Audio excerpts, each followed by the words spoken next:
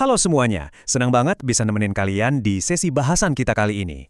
Kali ini kita bakal ngulik sesuatu yang, ya bisa dibilang ini kekuatan tak kasat mata yang benar-benar menggerakkan dunia kita. Betul banget, kita ngomongin soal listrik dan magnet. Dari gimana awalnya muatan itu berevolusi, ya mulai dari percikan statis yang super kecil, sampai akhirnya jadi kekuatan raksasa yang menopang seluruh jaringan listrik global kita. Oke, langsung aja kita mulai ya. Nah, coba deh perhatiin rambut anak perempuan ini. Berdiri tegak kemana-mana kan? Ini bukan sulap apalagi sihir, tapi murni fisika. Jadi, waktu dia nyentuh kubah generator Van de Graaff itu, elektron-elektron yang tadinya diam, tiba-tiba numpuk terus-menerus di tubuhnya. Dan karena muatan yang sejenis itu sifatnya selalu tolak-menolak, muatan-muatan mikroskopis ini jadi panik. Mereka berusaha ngejauh satu sama lain sejauh mungkin buat kabur, malah jalan terus sampai ke ujung-ujung rambutnya. Dan ya, inilah wujud paling nyata dari listrik statis. Oke, masuk ke bagian pertama kita, misteri listrik statis, alias muatan yang lagi diam. Kalian pasti udah nggak asing lagi kan sama fenomena ini di keseharian? Kayak pas tiba-tiba bulu kuduk merinding gara-gara gesekan baju, atau ingat nggak waktu SD penggaris plastik yang digosok ke rambut tiba-tiba bisa narik potongan kertas kecil? Ajaib kan? Nah, kunci dari fenomena muatan diam ini dijelasin sama hukum Coulomb.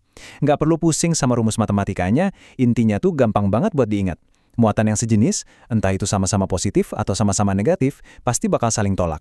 Sebaliknya, kalau jenisnya beda, mereka bakal saling tarik dengan kuat. Oh ya, satu lagi yang paling krusial.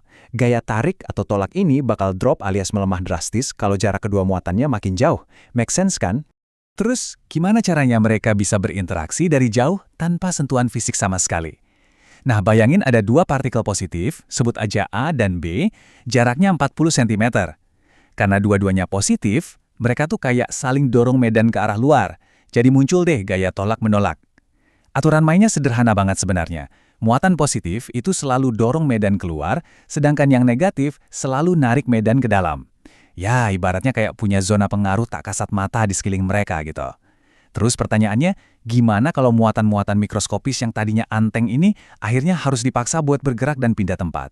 Kita lanjut ke bagian kedua, material penentu aliran listrik. Kalian tahu kan, material di sekitar kita itu ngerespons aliran elektron dengan cara yang beda-beda banget. Di satu sisi, kita punya konduktor kayak besi, emas, tembaga. Mereka ini santai aja, ngebiarin listrik ngalir bebas kayak jalan tol tanpa hambatan. Tapi di sisi lain, ada isolator kayak plastik, kayu, atau karet yang benar-benar nolak mentah-mentah aliran listrik. Tapi jangan salah sangka dulu. Isolator ini super penting loh buat tameng keamanan kita. Kebayang nggak, karet pelapis di ujung tespen itu satu-satunya benteng yang nyegah kita dari sengatan listrik tegangan tinggi. Nah, kalau ngomongin teknologi canggih zaman now, rahasianya ada di semikonduktor dan superkonduktor. Semikonduktor tuh kayak material silikon di HP kalian, posisinya ada di tengah-tengah. Mereka ini butuh dorongan energi khusus, ya sekitar 0,25 sampai 2,5 elektron volt lah, yang kita sebut celah pita, buat berubah dari material biasa jadi penghantar. Tapi, tunggu sampai kalian lihat lompatan gila di superkonduktor. Material ajaib yang satu ini, kalau didinginkan sampai di bawah suhu kritisnya, tiba-tiba aja hambatannya jadi nol mutlak. Nggak ada hambatan sama sekali. Arus listrik bisa ngalir abadi di situ tanpa kehilangan energi secuil pun. Keren banget kan? Sekarang kita masuk ke bagian ketiga, dinamika arus dan rangkaian. Di fase ini, elektronnya mulai masuk ke jalur yang rapi dan bersirkulasi. Ini dia wujud asli listrik dinamis yang tiap hari nyalain lampu, ngecas HP, atau manasin setrikaan di rumah. Buat paham konsepnya, kita pegang satu formula sakti ini. Hukum Ohm. V sama dengan I dikali R. Simple banget. V atau tegangan itu ibarat dorongan kuat dari sumbernya, kayak baterai. Terus I atau arus itu seberapa banyak elektron yang benar-benar ngalir. Nah, R ini hambatannya alias rintangan di jalan. Logikanya, makin gede rintangannya, makin kecil arus yang bisa lewat. Ya, kecuali kalian kasih dorongan tegangan yang jauh lebih gede. Dari hukum Ohm kita naik level ke hukum Kirchhoff. Ini tuh kayak aturan lalu lintasnya listrik dan sebenarnya logis banget. Aturan arus Kirchhoff atau KCL bilang total arus yang masuk ke sebuah persimpangan harus sama persis dengan total arus yang keluar. Kenapa? Karena hukum kekekalan muatan menjamin gak bakal ada satupun elektron yang tiba-tiba ngilang entah kemana. Hal yang sama juga berlaku buat KVL atau aturan tegangan. Dalam satu putaran sirkuit tertutup, total tegangan yang dikasih sama sumber tuh bakal habis dipakai oleh hambatan. Jadi ujung-ujungnya balik lagi ke nol. Sistem ini selalu seimbang dengan sendirinya. Terus gimana caranya komponen-komponen ini dirangkai? Kita kenal yang namanya rangkaian seri dan paralel. Coba deh bayangin aliran air di pipa.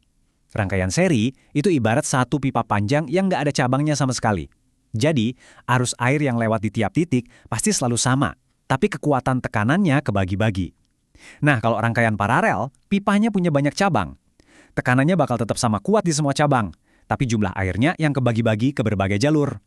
Makanya, instalasi listrik di rumah kita pakainya sistem paralel. Jadi kalau lampu kamar mandi putus, ya lampu ruang tamu tetap nyala dengan santai. Oke, bahasan yang satu ini pasti kerasa banget di dompet kita. Daya listrik, P sama dengan V dikali I. Daya inilah yang ngehubungin dunia fisika sama dunia nyata, yang ujung-ujungnya nentuin berapa tagihan bulanan kalian. Diukur dalam watt, laju konsumsi energi ini nentuin seberapa rakus alat elektronik kalian. Makin gede tegangan dan makin besar arus yang ditarik, ya makin bengkak juga angka kilowatt hour di meteran listrik kalian. Intinya, energi yang bergerak itu adalah energi yang bekerja. Lanjut ke bagian keempat, magnet dan elektromagnetik.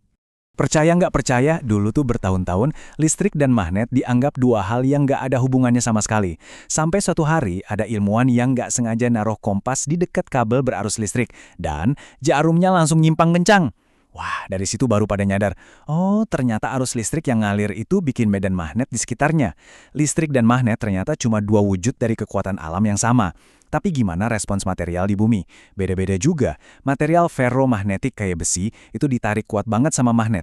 Terus paramagnetik kayak aluminium ikut ditarik juga sih, tapi lemah banget. Nah, yang paling aneh tuh diamagnetik. Material mahal kayak emas atau merkuri malah nolak dan ngejauh dari medan magnet. Benar-benar di luar kebiasaan ya. Buat ngebayangin gimana listrik nyiptain magnet, coba deh ikutan saya bentar. Angkat tangan kanan kalian, serius cobain deh. Ini namanya aturan tangan kanan. Kepalkan tangan kalian, tapi ibu jarinya ke atas. Bayangin ibu jari itu adalah kabel, nah arahin searah sama laju arus listriknya. Terus, lihat 4 jari kalian yang ngepal itu, arah putarannya nunjukin dengan presisi gimana arah medan magnet yang lagi ngelilingin kabel tersebut. Asli, anatomi tubuh kita tuh kayak udah nyatu banget sama aturan fisika. Nah, ini bagian serunya. Gimana kalau arus listrik dan medan magnet digabungin? Boom! Langsung muncul dorongan fisik. Sebuah gerakan kinetik yang kita sebut gaya Lorentz. Persamaan fisika ini ngebuktiin kalau kombinasi keduanya bakal aktif ngasih dorongan yang bisa ngegerakin kawat ke arah tertentu. Dan jangan salah, ini bukan cuma teori di atas kertas. Gaya Lorentz ini adalah rahasia dapur dari semua motor listrik di dunia. Mulai dari muter kipas angin kecil di PC kalian, sampai torsi gila yang bikin mobil sport listrik bisa melesat kencang. Masuk ke bagian kelima, transformator dan distribusi listrik. Oke, teorinya udah dapat, alatnya juga ada. Tapi sekarang kita punya masalah logistik nih. Kan kita bikin listrik masif di pembangkit yang lokasinya jauh banget.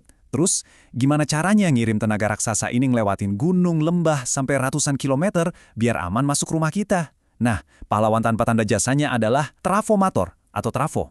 Alat ini mainin prinsip induksi elektromagnetik murni lewat kumparan primer dan sekunder tanpa ada bagian fisik yang bergerak sama sekali. Trafo ini jago banget manipulasi fluks magnet buat ngatur tegangan arus bolak-balik. Tegangannya bisa dinaikkan sampai ekstrim banget buat perjalanan antar kota. Terus diturunin lagi secara drastis supaya aman pas masuk ke panel listrik di rumah kalian. Biar lebih jelas, kita bedah dikit ya. Trafo step up itu tugasnya naikin tegangan. Caranya dengan memperbanyak lilitan di kumparan sekundernya. Sebaliknya, trafo step down itu nurunin tegangan buat pemakaian aman, dengan ngurangin jumlah lilitan sekundernya. Tapi perhatiin deh, ada hukum fisika yang cantik banget di sini. Pas trafo step up ngelipat gandakan tegangan, dia terpaksa harus ngorbanin alias nurunin jumlah arusnya. Begitu juga sebaliknya. Hukum kekekalan energi tetap dijunjung tinggi, bos. Di dunia ini emang nggak ada yang gratis, kan? Nggak kerasa, kita udah sampai di penghujung bahasan kita nih. Sebagai penutup, coba deh renungin pertanyaan ini. Dari fenomena simpel elektron diam yang bikin rambut jabrik tadi, material aneh kayak superkonduktor, gaya Lorentz yang bisa muter mesin raksasa, sampai kerja luar biasa trafo-trafo raksasa tadi, sadar nggak sih kalian kalau rangkaian peristiwa ajaib antara listrik dan magnet ini sebenarnya lagi terjadi miliaran kali per detik tepat di balik layar gawai yang lagi kalian pegang sekarang? Ya, kekuatan terbesar alam semesta literally lagi bekerja di genggaman tangan kalian. Merinding nggak sih mikirinnya? Makasih banyak ya udah gabung di sesi penjelasan kali ini. Tetap kepo, tetap belajar, dan sampai ketemu lagi di obrolan seru selanjutnya.